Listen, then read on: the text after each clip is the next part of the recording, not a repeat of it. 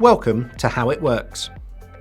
In this episode, we'll be showing you how to correctly sync your phone with your Sync 3 system so you can benefit from its functions and connectivity. Firstly, turn on your ignition. Ensure Bluetooth on your mobile device is activated. Then press Phone, then Add Phone on your Sync 3 screen. Alternatively, you can use voice control to instruct your Sync 3 to pair phone. Select your vehicle on your mobile device to begin the pairing.